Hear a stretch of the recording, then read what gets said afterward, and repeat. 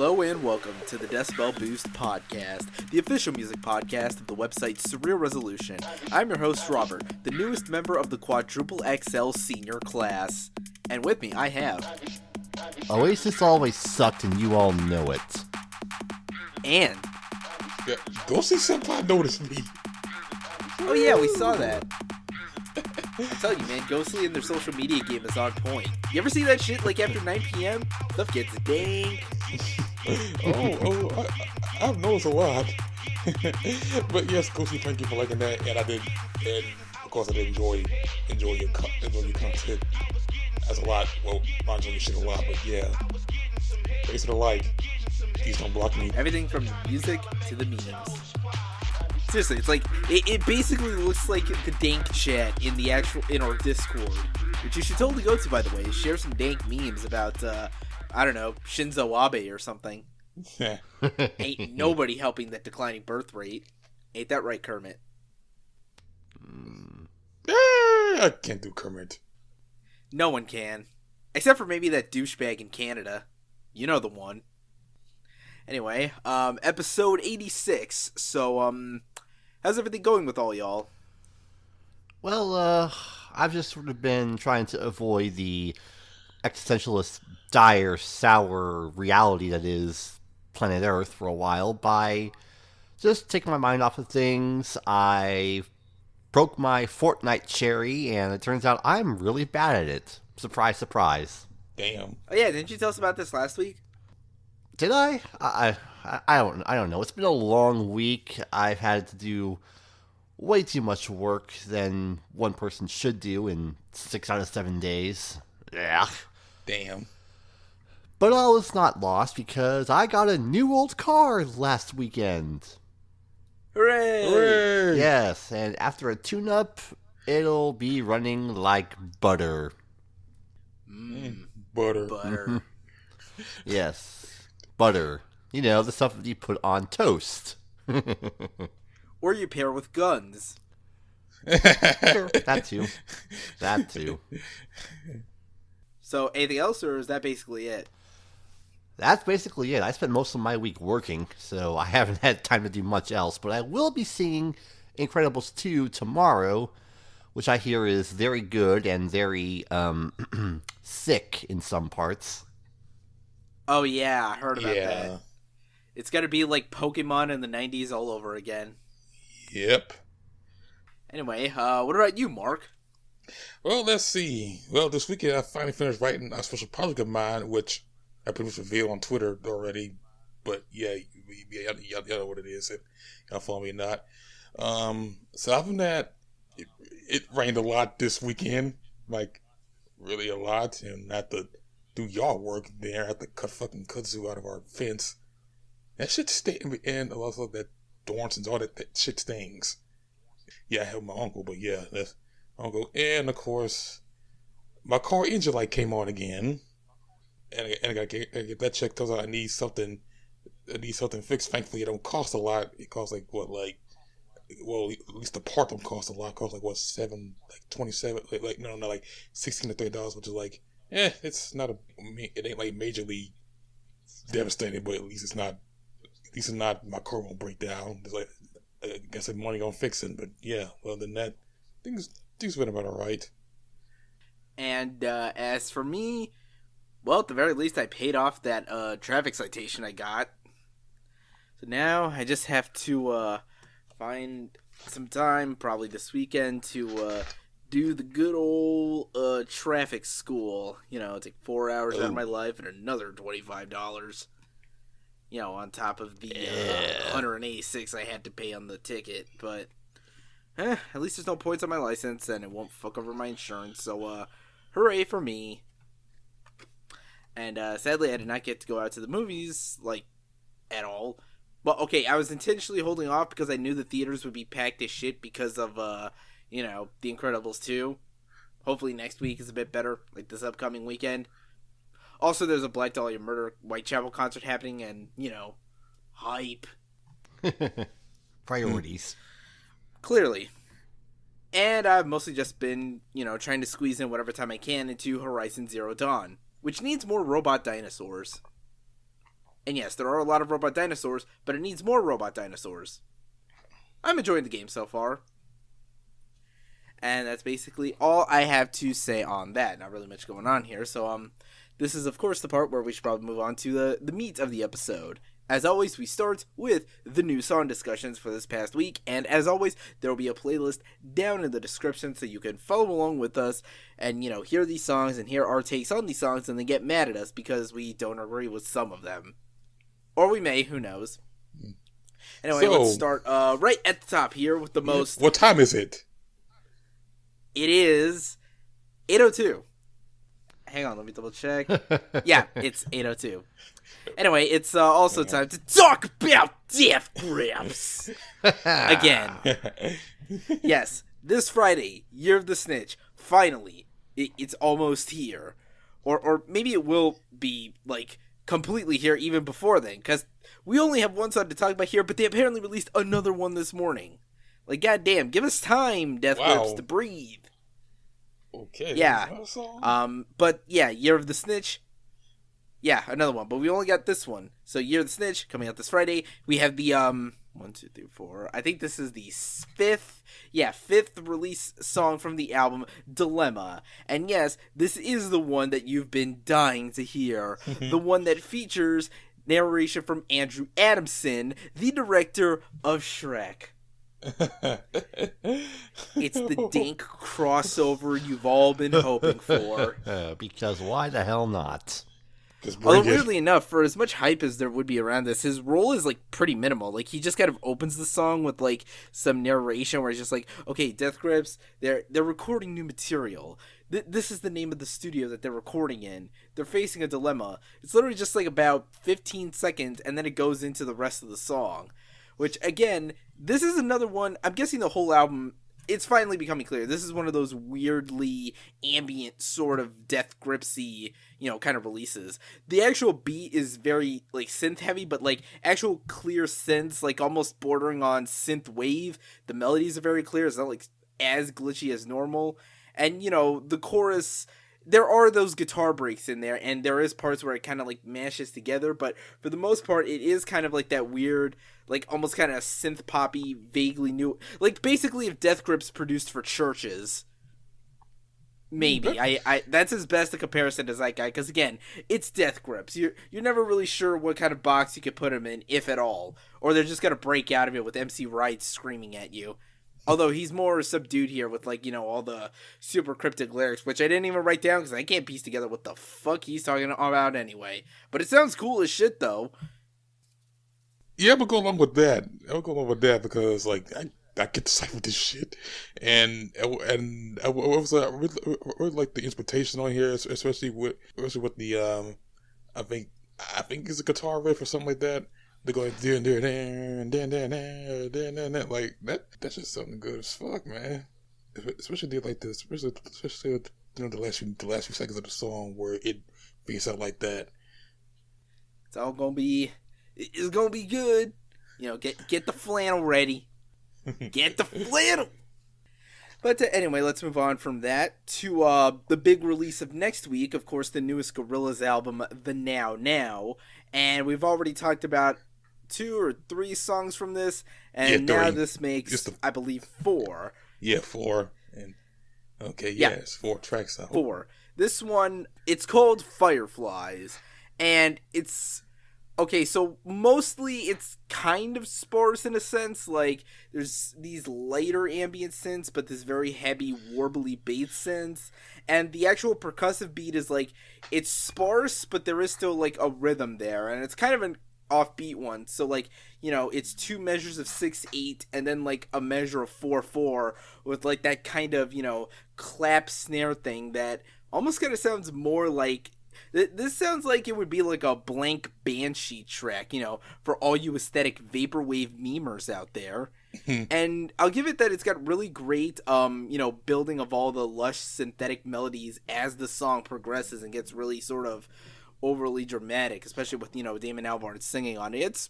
It's a cool enough song. Yeah, this is definitely a very vibey psychedelic track that is very easy to get into. It is, like I say, it is out of this world, and of course, I think Alburn, Dame Alburn, trying to lean into his introspective side on this joint.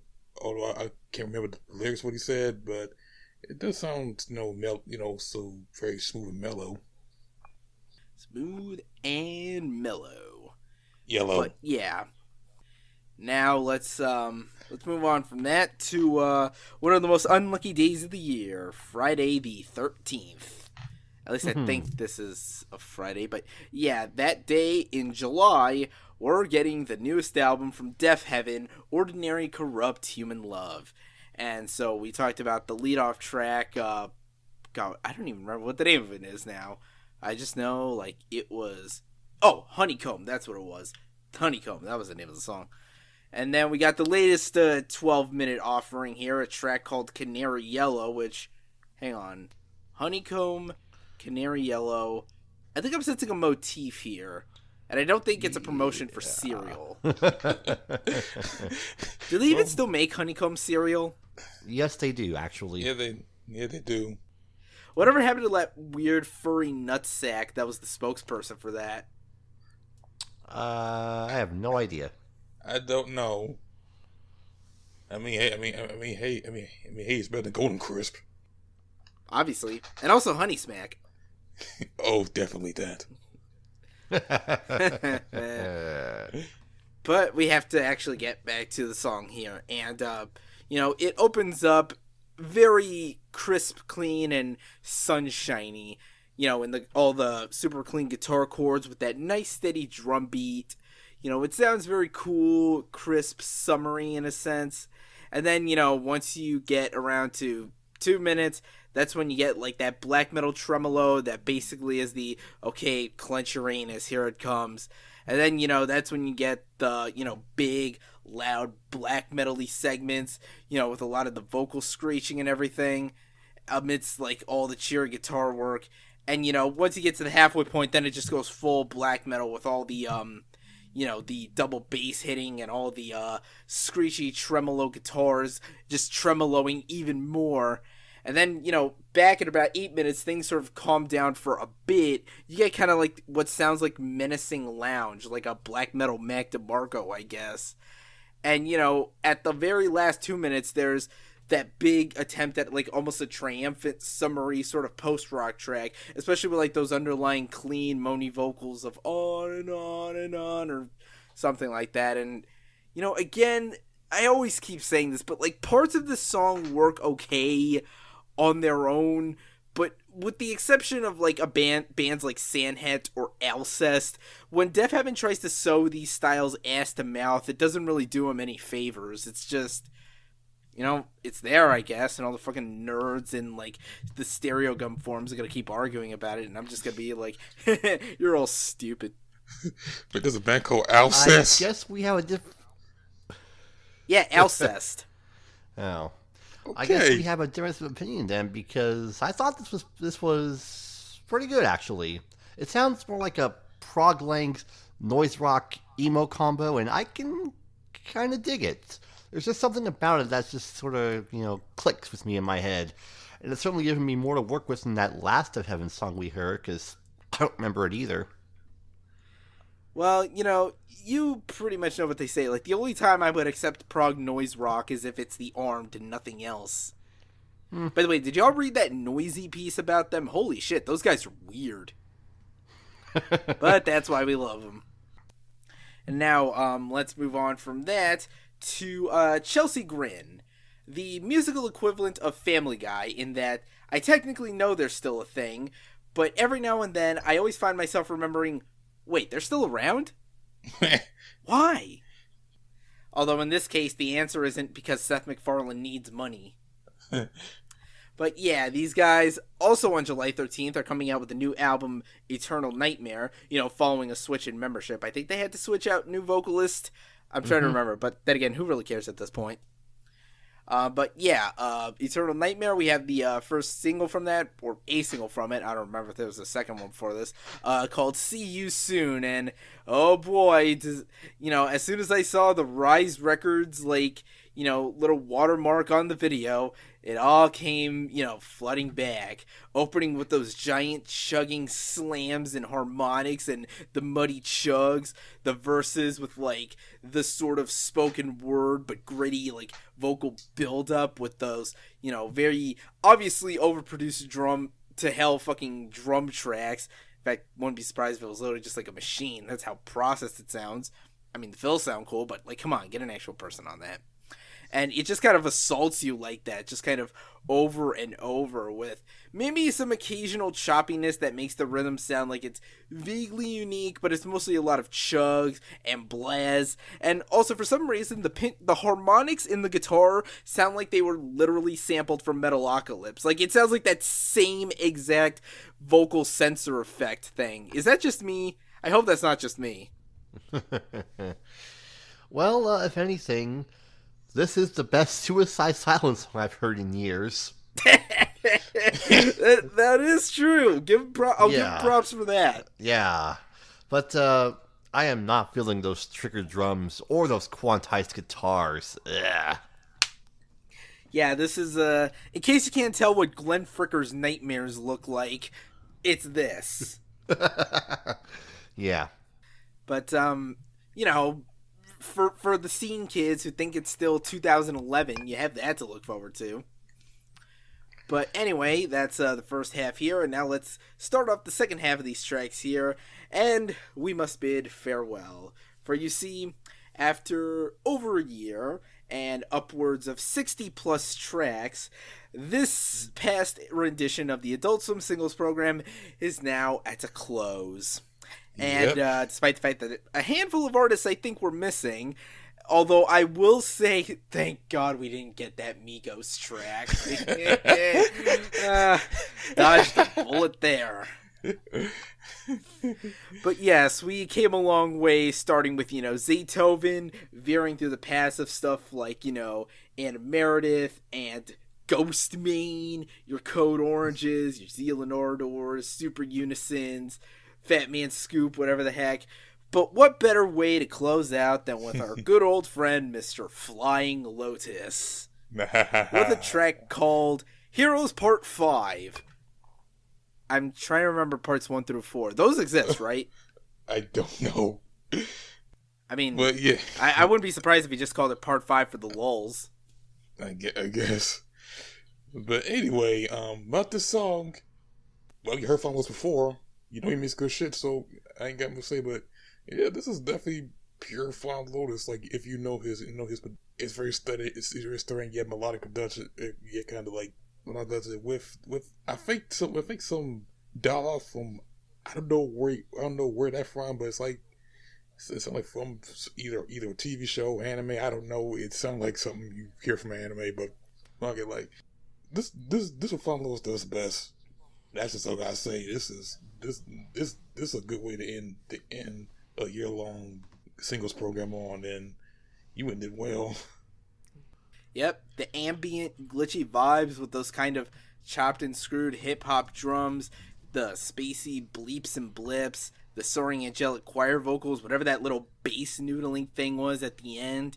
And yeah, those samples, I'm absolutely confident they were Dragon Ball Z, because I heard some Super Saiyan transformations in there. Yes. Although yes, I couldn't tell where it was drawing from, because I don't know why, but when I heard the voices, for a second I thought it was the old Ocean dub, or at the very least the old Funimation dub. I don't think it sounded like anything from like Kai, but that could just be me. We're going to need somebody to go to Genius and decipher all of this. Because, as you all know, we can always trust Genius for everything. They would never lie to us. But yeah, so with all that closed, now we're just going to have to wait until whenever 2018 to 2019, picks up. And now I think about it, I guess that means we're going to have to eventually record that top favorite things of the program segment, whatever. Yep. Well, we'll figure this out in post. Yeah, I need to refresh them out on them songs first. But anyway, let's move on from that to one of the alumnus of this past year's program, just to kind of keep the momentum going, Mrs. Anna Meredith, who has announced her latest album, Ano, coming out August 17th. And surprisingly, no, it is not a concept album about the creator of Neon Genesis Evangelion. But it is a different sort of conceptual release. See, her intentions with this album, it's sort of twofold. Like, the tracks on it are, half of each track is original compositional work from her and, I'm trying to remember here, the Scottish Ensemble Violin Orchestra. And as that name implies, with those violins, each track will apparently segue into an excerpt from that ever-so-classic of 18th century violin concerti, of course, the Four Seasons from Master Antonio Vivaldi. As you can tell from this first track, Low Light - Ice. There? It proceeds at this very, kind of a steady 3/4 tempo. There's these complex, layers of, like, the strings, mostly the violins, and these mild horn accentuations, and there's these, of course, because she's an electronic producer, there's these synthetic accompaniments that sort of bleed in and out of the whole thing. Eventually, once it gets to, like, the muddy, sort of, like, 3-minute area, eventually you get a clearer melody out of, like, the violins with a more skittering electronic drum patterns. And then once you get to the halfway point, that's when it morphs into, the ice part, the first movement of the winter part of the Four Seasons, which you might recognize from its inclusion in ever so classic pieces of media, such as Subway commercials where they try to sell you on their stupid fucking raps. Except with lots of electric guitars. Yeah! Oh, Subway. Make it sound all power metal-y, like it's fucking Yngwie Malmsteen, because that's appetizing. But no, yeah, like, honestly, this actually kind of sounds, like, really cool, and it's sort of, the way it progresses from, like, an original string composition to sort of blending in the strings with more electronics, then getting into, the classical homage stuff. I'm actually really wanting to listen to the full album when it comes out, although I have to set aside some time to listen to some version of the whole Four Seasons by then. How long is that one? I don't know, but it's pretty long. It's about 42 minutes. Damn, that's the length of an episode of MasterChef with no commercials. Yeah. Well, yeah, this is a pretty interesting concept and track. It's funny you mention, Evangelion. It's that listening to this, it sounds like something I would hear in Evangelion. That sort of melding of styles before leading into the Vivaldi piece. Only, it would involve somebody getting mind raped. Clearly. Where's 3.0 plus 1.0 already, damn it? Oh, maybe one day. But yeah, I'm interested in checking this out. I want more of this. I'm interested in whatever this binaural recording is. I'm sure that's going to be a trip and a half, and I want to know about it. Oh yeah, that is a thing. Okay. I'm going to keep this short. Yeah, there's some interesting weird shit. I sort of got, okay, when it was to the latter part, I don't know, it's like, holy shit, okay. I didn't expect this. I mean, I didn't know much about Ed Manley, but yeah, this sounds interesting. I'm curious to know about more. It is the fanciest I will ever feel listening to an electronic music album. And now let's go from that to the complete opposite of fancy. We got a new single from the upcoming Skeletonwitch album, Devouring Radiant Light, on July 20th.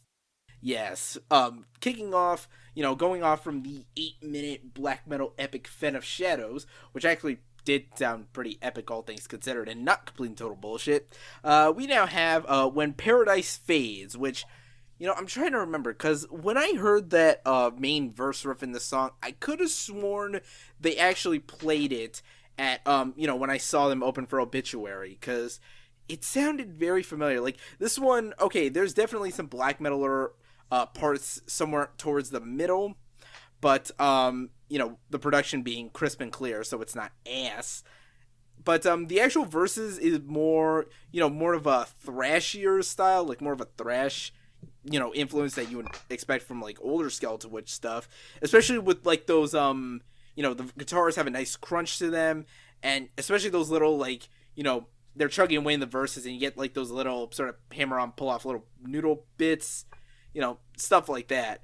And yeah, it's just kind of a pretty like gnarly aggressive track that may not be as interesting as Fen of Shadows, but it still gets me like wanting to hear this when it drops. I'm sure it'll be every bit as good as like past Skeletonwitch albums, judging from this.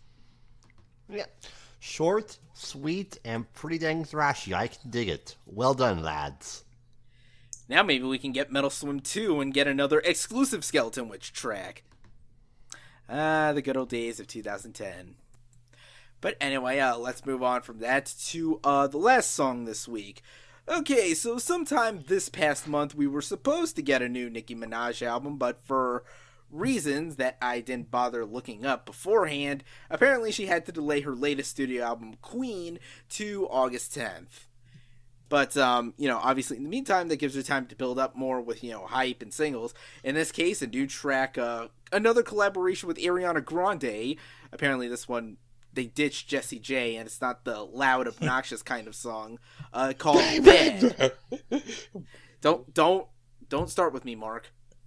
Or you go into the corner.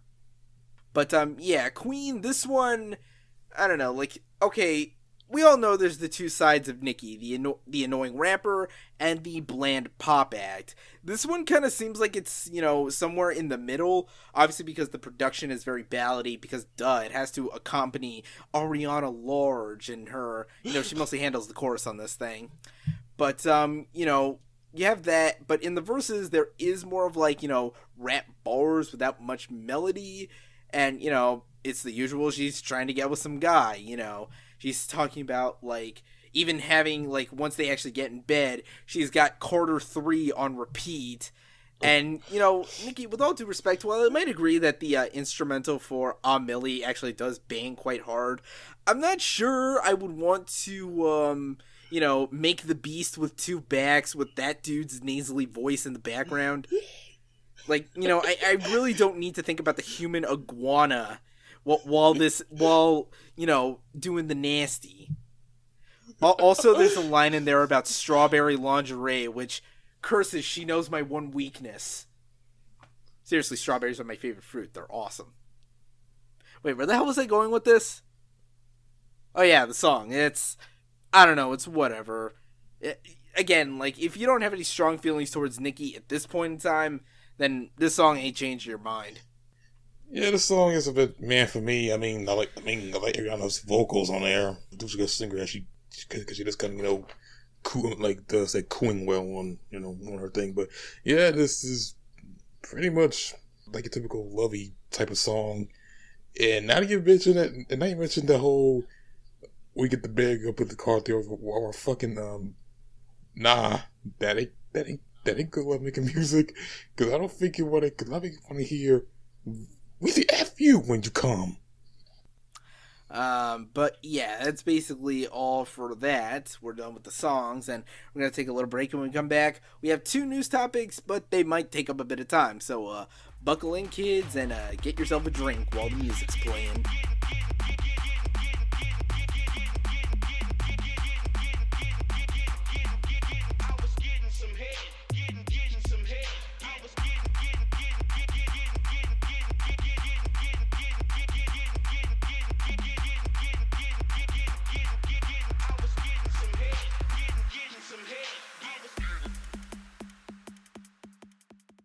And we're back. So let's start off here with the first of our two news topics. So, sadly we were unable to get to this last Monday because it was literally like breaking like too close to the record date.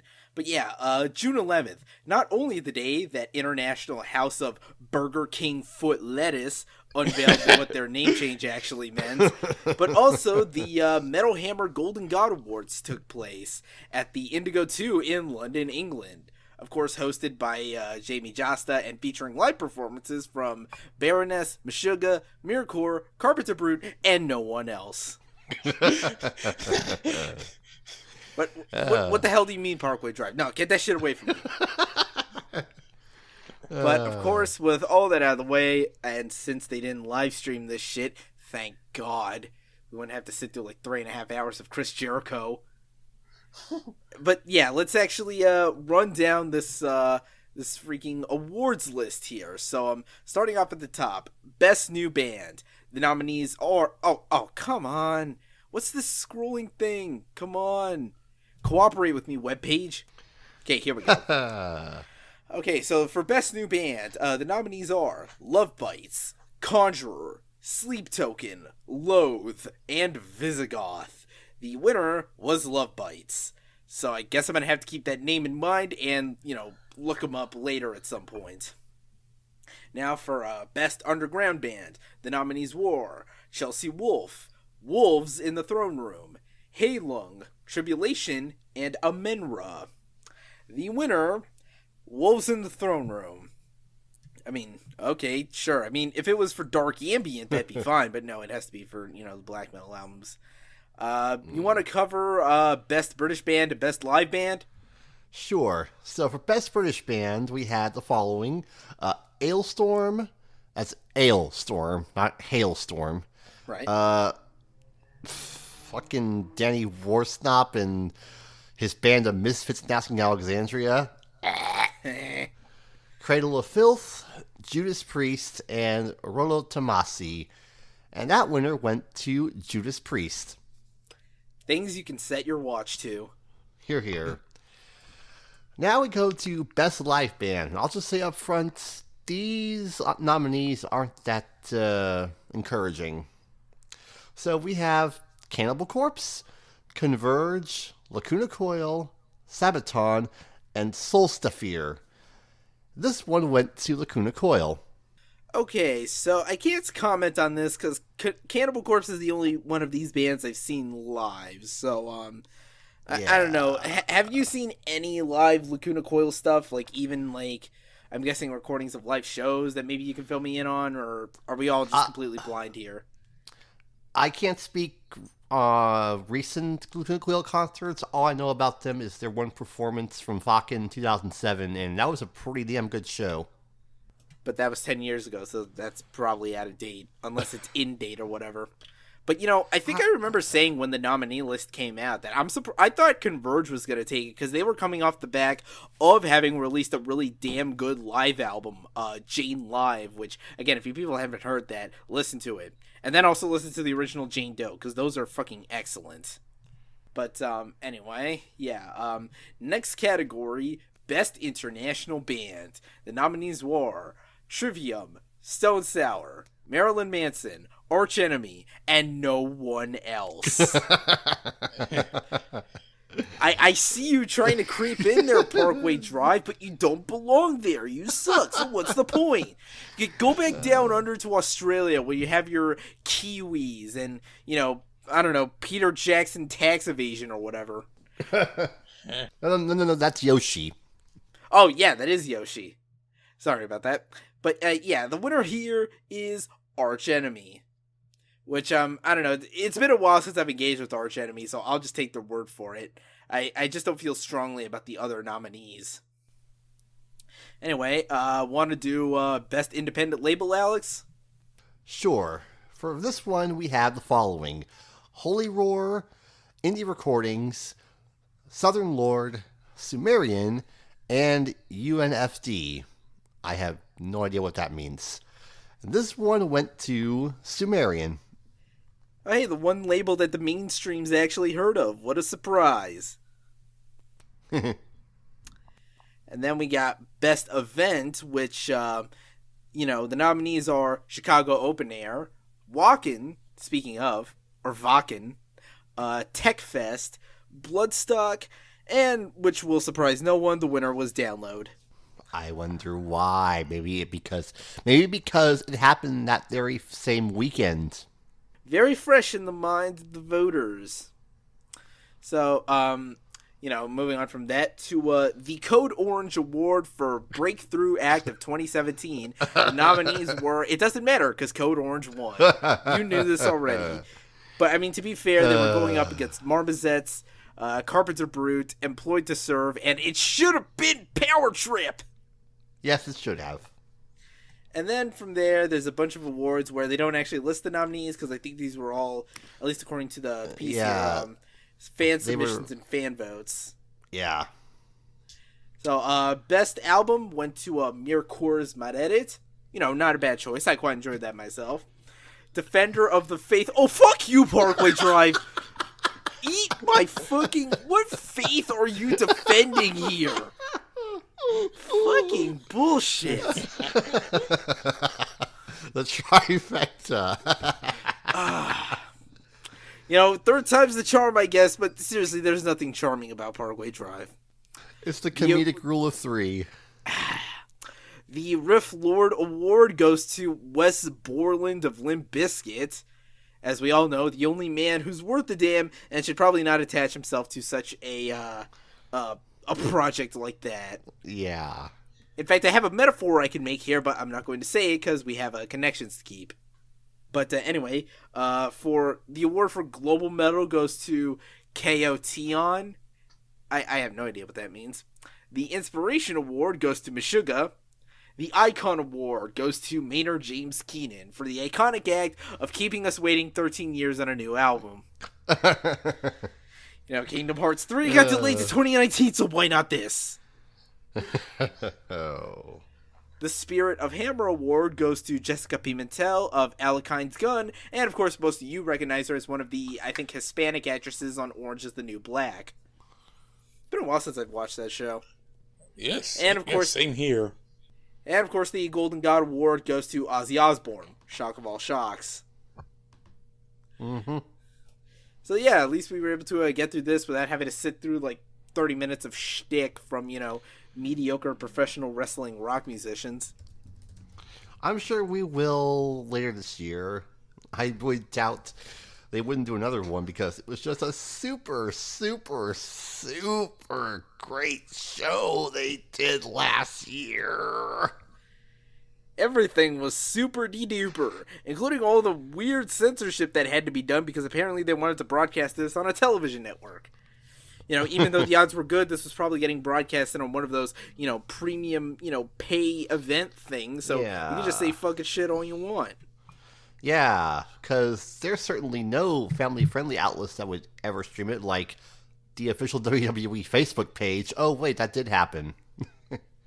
It's like Disney XD airing E3 coverage live with emulated game footage. What did you think was going to happen? Oh, I disagree. At least the Disney XP stuff was funny as shit.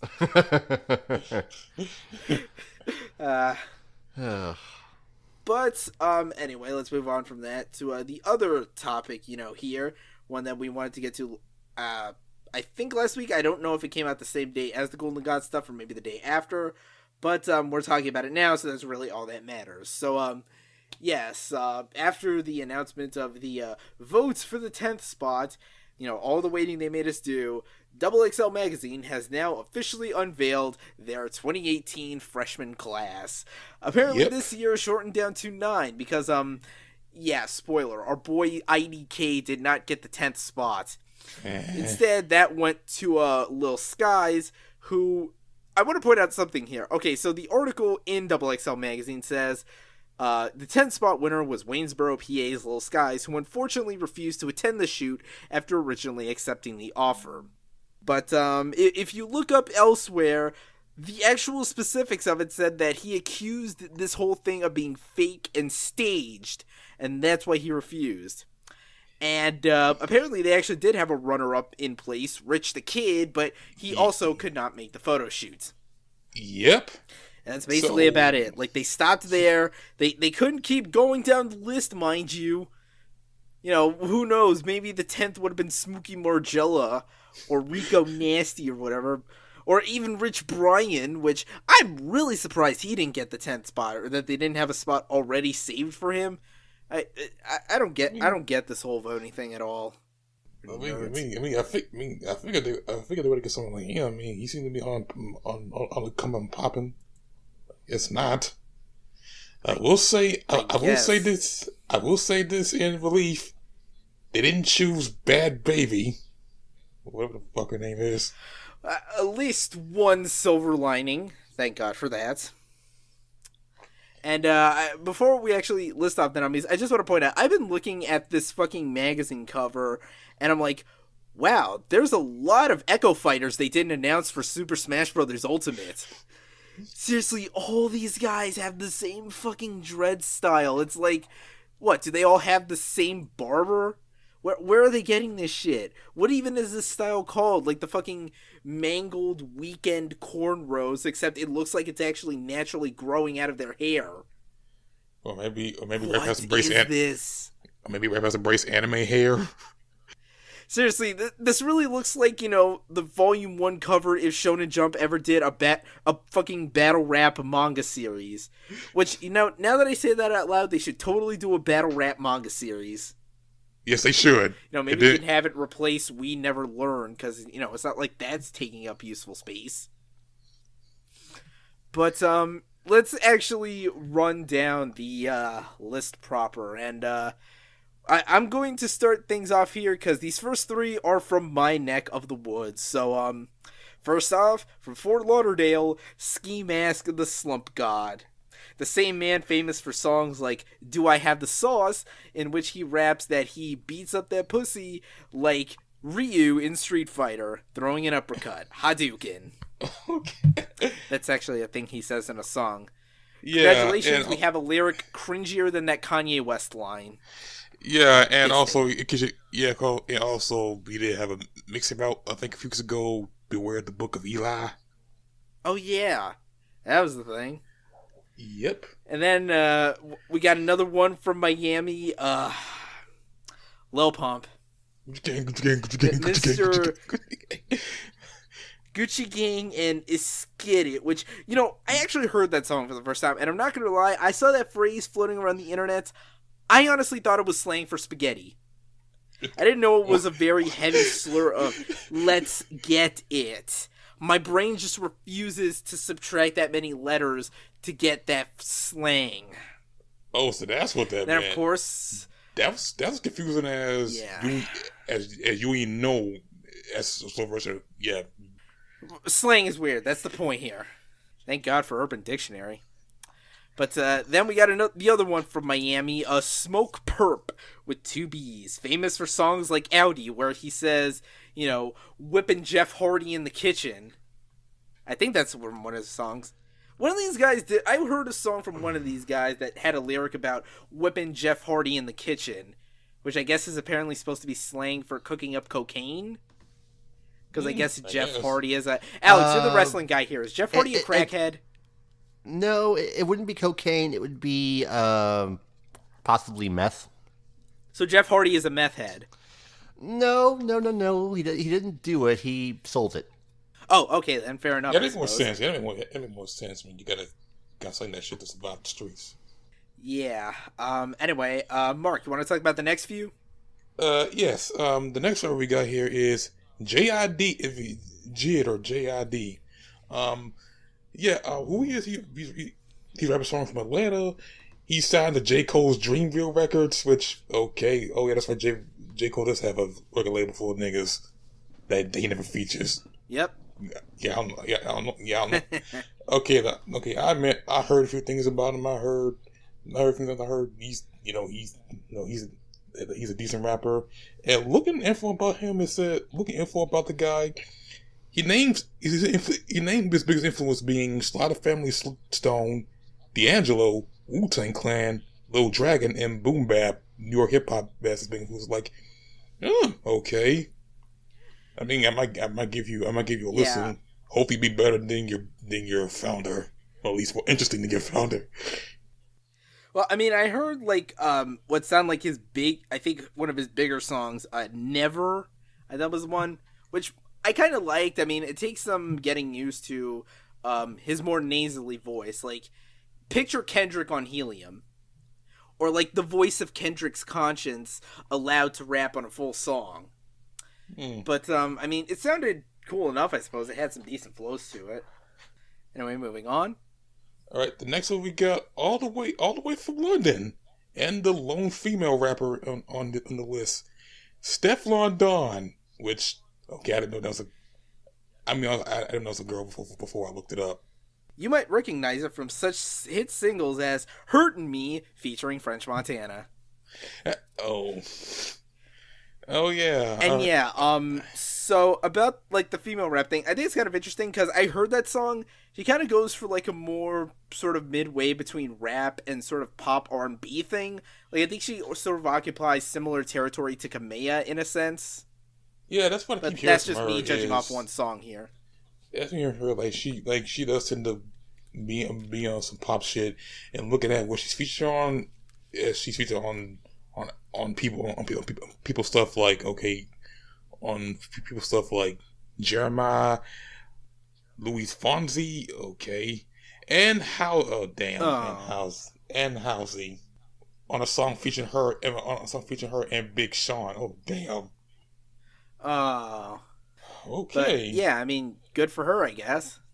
Yeah, I mean, good for her. Maybe I'll give her a listen. Maybe she'll be. Maybe I don't know. I mean, I don't know. I've been liking UK rappers a lot. I mean, I'm liking stuff from Skepta and the other guy Gigs. Maybe she'll be another one.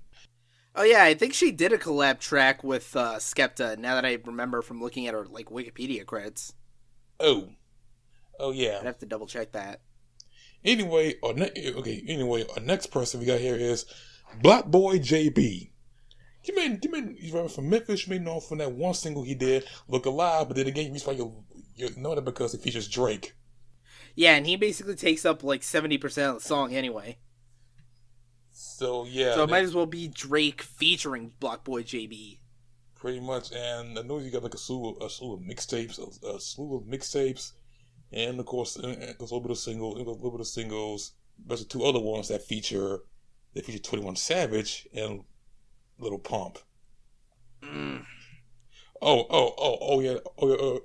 Like he was on that one A$AP Rocky song that didn't get into testing. Bad Company, which we cover on the show a while back. But yeah, like I heard "Look Alive" on the radio.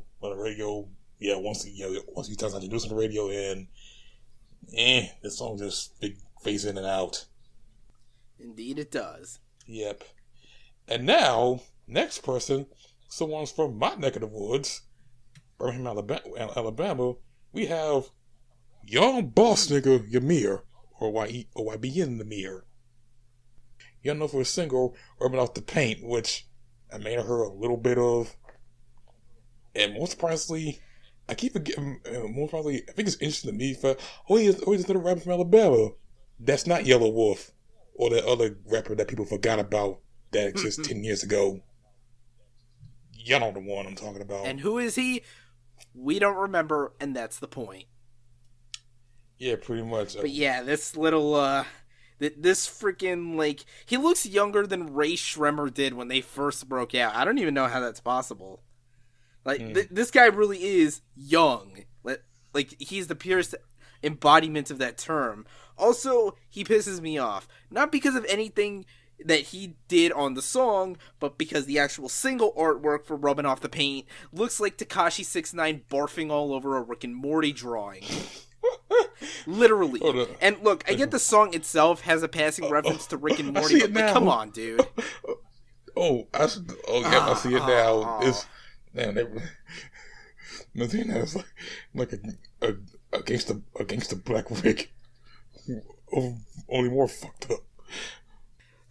This crime needs to be tried before the Council of Ricks. That's how severe this is, people. Right. But yeah, so there's that, and up next, since we're going back to Florida for a minute, West Palm Beach to be exact, where all the good big size concerts usually go to. Damn it. We have someone who actually once recorded a collaboration with young little Namir. Wi-Fi's Funeral. I think that's how it's pronounced. I actually don't really give a fuck. Yeah, you might know this guy for singles like Knots or Juveniles, the one he did with Namir. I'm just like, okay, this dude's a guy that exists, I guess.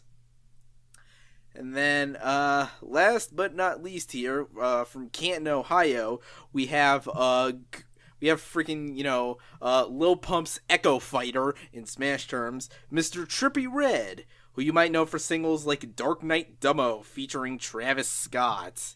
Oh yeah, I seen a video of that once, which is basically like him and basically him doing like a zombie movie where they shoot a bunch of them. Like, I mean that's, I mean I kind of got into the video. I will say his style is That video has the sound effects turned up way too fucking high. Pretty much, yeah. Pretty much, you do hear the hear the gut, a lot of gun shots, all that shit. I said, but yeah, I think he does fit more of that very gothic, very gothic, emo type of rap that that on one hand does have a sound that I may be into for a bit, but that's only one song that's still out the guy, but that's only it. Yeah, that's our 9. That's our 9, and yeah, there's not much to say about this because again, I'm still blanking hard on like at least most of these guys, but I guess we have to wait until the ciphers and promos and stuff come out to, I guess, judge them further and intensely. Yeah, this is a guy. 9 people. Maybe they do like, I'm guessing like 3 artists of freeze. 3 artists like like 3 videos. 3 artists do their cipher. So won't be like jumbo up to, let's have like 3 people here, 3 people there, and then put 5 people in this room. Like that type of shit. Like they always tend to do that. Like even 2 years ago on the 2016 one, like I remember like one on the cipher. So damn, like you got Anderson .Paak, Lil Dicky, and Designer on one cipher. Then you have Kodak Black, Denzel Curry, Lil Yachty, Uzi Vert, and Kodak Black on another one, and then just Davies and G Herbo on the last one. Like, you could have just evened shit up, or at least do 3, 3, 4. Yes, partition math. It properly. Numbers. Do them. Mm-hmm. So, yeah. Any final thoughts before we move on? Well, I got one. I just hope next year I might like one, because I'll be honest. When I first saw the names, of like, I don't know some of these motherfuckers. I hope I like one of y'all by the end of the year. Maybe Jid. Spoiler: it won't be Pump. Yeah, definitely.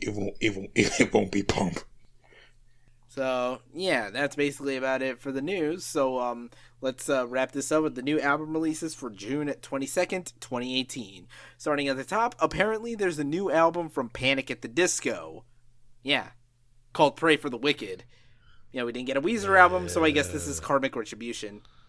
There's, of course, the last of the big good music releases, this one being the newest one from Teyana Taylor, of which we don't exactly know the name right now. We finally have the latest double album from Kamasi Washington with Heaven and Earth. Oh, yeah, this is that. The newest studio album from electronic producer Marshmello with Joytime 2. The new album from pop singer BB Rexa with Expectations. The newest 6-track album from 9 Inch Nails with Bad Witch. And rhyming with witch, Snitch, Year of the Snitch, Death Grips, 11 out of 10. We got a lot to listen to this coming Friday. Yes, we do. So anyway, that's it for that. So time to clean house and get the hell out of here. So Alex, where can they find you on the internet? As always, Aura of Azure is where you can find me on the internet, where I just sort of share all the stuff we do for the site. Because I'm the one with the most followers somehow, some way. I don't get it either. Why do you all follow me? Yeah, and why aren't they all following me, bastards? Oh. Mark, what about you? Okay, well, as usual, on Twitter, at Deafheaven Media. Give me a follow then. Oh, and also on my site, the Hyper1, at hyper1.wordpress.com. As I told you before, I put a release date on my newest story, Darksiders 3 Savage Mode, coming July 3rd. And also, yeah, I'm working on a top 10 of something. I'll leave you to guess. Hey! Okay, so, as for me, You can follow me on Twitter, Instagram, and Curious Cat at Rob Barracuda. Email me, Robert at surrealresolution.com if you have any questions, comments, concerns, inquiries, and offers. Subscribe to the podcast on Google Play and iTunes. New audio-only episodes go up every Wednesday. Video usually goes up by the weekend on the official YouTube channel of Surreal Resolution. Just subscribe and hit the bell tab so you're always notified whenever new episodes of the podcast go up there. Follow us on Twitter at Surreal Rezo. Like us on Facebook. Visit the website at surrealresolution.com and find the podcast on decibelboost.surrealresolution.com. Be sure to listen to that and to Podcast ONA as well, which literally just had a new episode right before we sat down to record this. Pretty much. Here. Be sure to keep up with all our written content as well. Of course, Mark reviewed the debut of XXL, so you can check that out, as he implied at the very beginning of this episode. Of course, keep up with Fully Coolly Progressive reviews. We're now about halfway through, and I'm still very much on the ride so far. Be sure to jump into our Discord chat if you want to dank it up with all sorts of Smash Bros. Memes. And, of course, shout out to the producer, Mr. E, for graciously letting me use his music for this podcast. Links to his shit down in the description. Thank you for joining us this week. We'll, of course, see you again next week. And until next time, fuck you, Vice. Who are you to say we don't deserve Waluigi and Smash, you bastards? That's why Jesus and Mira are leaving your ass for showtime.